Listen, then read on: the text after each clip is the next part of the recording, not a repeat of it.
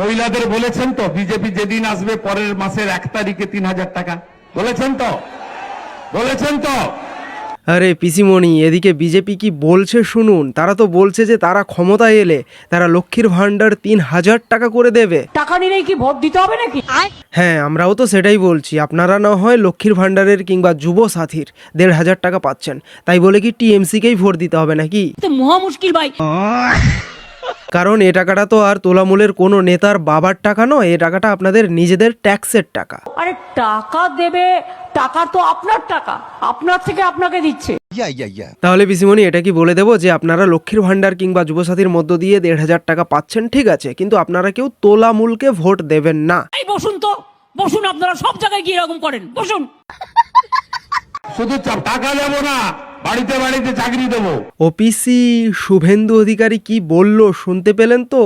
BJP এলে কেবলমাত্র ভাতা নয়, শুধু টাকা নয়, বাড়িতে বাড়িতে চাকরিও দেওয়া হবে। আর শুধু সরকারি চাকরিও নয়, রাজ্যে শিল্পও হবে। শুধু সরকারি চাকরি নয়, শিল্প হবে। পিসিমণি, তাহলে কি বুঝলেন? বিজেপি এলে আমাদের এই রাজ্যে শুধুই ভাতা নয়, চাকরি, সরকারি চাকরি, সঙ্গে বেসরকারি চাকরি, শুধু চাকরিই নয়, আমাদের এই রাজ্যে যারা চুরি করত, যারা কয়লা চোর, বালি চোর, গরু চোর, এরাও বিদায় হবে। এমনটা আমি বলছি না, শুভেন্দু অধিকারী বলছেন, শুনুন। বালি চুরি বন্ধ হবে, গোমাতা পাচার বন্ধ হবে, কয়লা চুরি বন্ধ হবে, পার্টিতন্ত্র খতম হবে, জনতন্ত্র প্রতিষ্ঠা হবে। লজ্জা লজ্জা লজ্জা। পিসিমণি, একটা কথা বলুন তো, একটা বিশেষ দল একটা বিশেষ রাজ্যে 10 থেকে 12 বছর রাজত্ব চালাচ্ছে, শাসন চালাচ্ছে, আর তারপর দেখা গেল যে সেই দলের একাধিক চুরি দুর্নীতি প্রকাশ্যে মিডিয়াতে মানুষের সামনে আসছে। সেই দলের একাধিক নেতা নেত্রীরা তারা চুরি দুর্নীতির জন্যে ধরা পড়ছেন। ইভেন সেই দলের মন্ত্রীরাও চুরি দুর্নীতির জন্যে জেলের মধ্যে গিয়ে থাকছেন।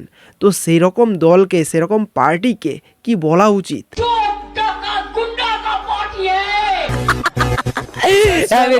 ভারতীয় জনতা পার্টি সিদ্ধান্ত নিয়েছে এপ্রিল মাসের শেষে সরকার হলে 1 মে আমরা 3000 টাকা দেব। মে মাসে আমাদের সরকার হলে 1 জুন আমরা অ্যাকাউন্টে 3000 টাকা পাঠাবো।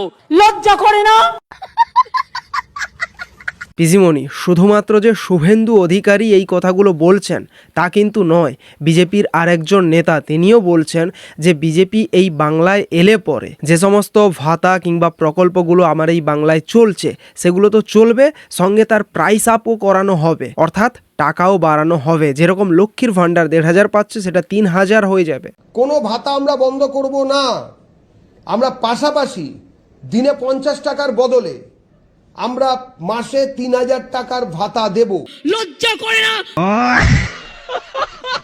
আরে রে রে রে রে, আপনাদের ভাতা দিতে লজ্জা করে না, আর বিজেপির ভাতা দিলে লজ্জা করা উচিত বিজেপির। আচ্ছা, সেই সঙ্গে আরও একটা কথা, আপনারা যে ডিএ দিতে পারেননি না শিক্ষক শিক্ষিকাদেরকে, বিজেপি ক্ষমতায় এলে তারা ডিএ দেবে বলেছে সঙ্গে সঙ্গে। ভারতীয় জনতা পার্টির নেতৃত্বে যে সরকার আসতে চলেছে 26-এর পরে, তারা 45 দিনের মধ্যে নতুন পে কমিশন অনুযায়ী আমাদের যা সংকল্প, আমরা যেটা মানুষের সামনে বারবার বলেছি, সেই অনুযায়ী আমরা ডিএ দেব।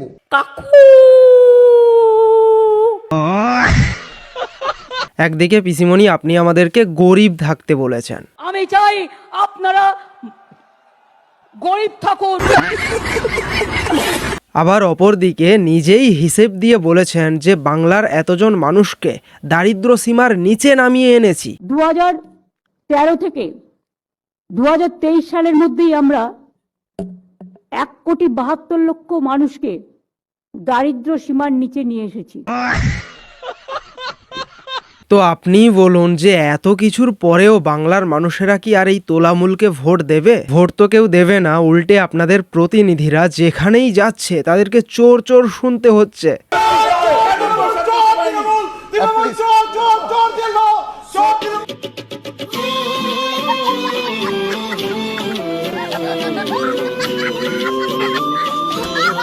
ভাই, আমার এই বাংলায় তোলামূল এত উন্নয়ন করেছে যে তোলামূলের প্রার্থীরাই বাড়িতে বাড়িতে ভোট চাইতে গিয়ে তারা তাদের উন্নয়নের কথাবার্তা বলতে পারছেন না।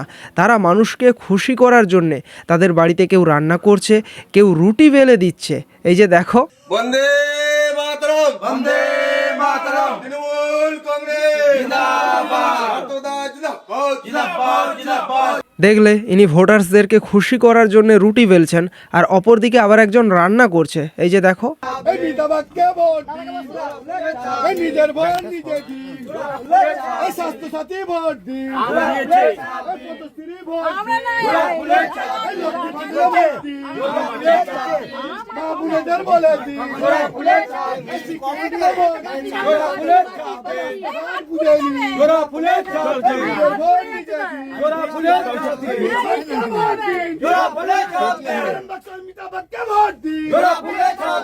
আমিও ভাবছি যে আমার বাড়িতেও যখন তোলামুলিরা ভোট চাইতে আসবে তখন আমিও এই ভিডিওগুলো দেখিয়ে তাদেরকে বলবো আমার বাড়িতে রান্নাটা করে দিয়ে যাও। তাতে কিছু হোক না হোক আমার মার তো একদিনের রান্না করার জন্য যে খাটনি, সেই খাটনিটা তো কমবে নাকি। পিসিমণি, আপনি যে বলেছিলেন আমরা আছি বলেই আপনারা সকলে ভালো আছেন, যদি আমরা না থাকি তাহলে 1 সেকেন্ড সময় লাগবে। একটা কমিউনিটি যখন ঘিরে ধরে না, তাহলে 1 সেকেন্ডের মধ্যে 12 বাজিয়ে দেবে। আমরা আছি বলে না আপনারা সবাই ভালো আছেন, আর যদি আমরা না থাকি কোনোদিন সেরকম আসে 1 সেকেন্ড লাগবে। একটা কমিউনিটি যখন জোট বাঁধে না, ঘিরে ফেললে 1 সেকেন্ডে দেবে একদম 12টা বাজিয়ে। এটার উত্তর বাংলার সনাতনীরা এইবারের ভোটে ঠিক দিয়ে দেবে, আর এগুলোই হচ্ছে তার প্রমাণ। এই যে দেখুন, বিসর্জন দেব তৃণমূলের নেত্রীকে, মমতা ব্যানার্জিকে এমন বিসর্জন দেব ও ভবিষ্যতে যেন ওই ড্রেনের মধ্যে থেকে আর উঠতে না পারে। ওকে গঙ্গায় বিসর্জন আমরা দেব না।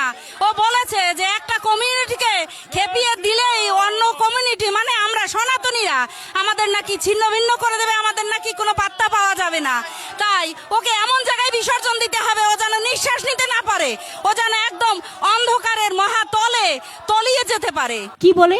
একদিকে আমাদের রাজ্যের বিরোধী দলনেতা শুভেন্দু অধিকারী, তিনি যেরকম নন্দীগ্রামে প্রার্থী হয়েছেন, অপরদিকে আবার ভবানীপুরেও প্রার্থী হয়েছেন, যেখানে মমতা ব্যানার্জি প্রার্থী হয়েছেন। এখন এটাই দেখার বিষয় যে সেখানকার সাধারণ মানুষেরা তারা কি বলছেন, কোন দিকে পাল্লা ভারী হতে পারে। এই যে একটু শুনুন। ভবানীপুর থেকে শুভেন্দু অধিকারী মিনিমাম 15 থেকে 20,000 ভোটে হারাবে মমতা ব্যানার্জিকে। অনেক নিজের মমতা ব্যানার্জিকে আজকাল কেউ পছন্দ করতে চায় না, সব জায়গায় ঝুট ঝামেলা নিয়ে পড়ে আছে, শুধু মুসলমান মুসলমান মুসলমান। ও সেদিন কমেন্ট করেছে একটা জাতিকে আমি লেলিয়ে দেবো না, সবকে 1 ঘন্টার ভিতরে শেষ করে দেবো। এটা কোনো কথা? চিফ মিনিস্টার এইভাবে বক্তৃতা রাখলে জেনারেল লোক কি রাখবে? পিসিমণি, তাহলে বুঝতে পারছেন তো, ভবানীপুরেও কিন্তু এইবারে আপনার পাল্লা উল্টেও যেতে পারে। 26-এর বিজেপির স্লোগান শিল্প নাই চাকরি নাই, আওয়াজ তোলো এবার ভাই, বঙ্গে তাই বিজেপি চাই। পড়ছে গরম ঝরছে ঘাম, যাচ্ছে পিসি আসছে রাম।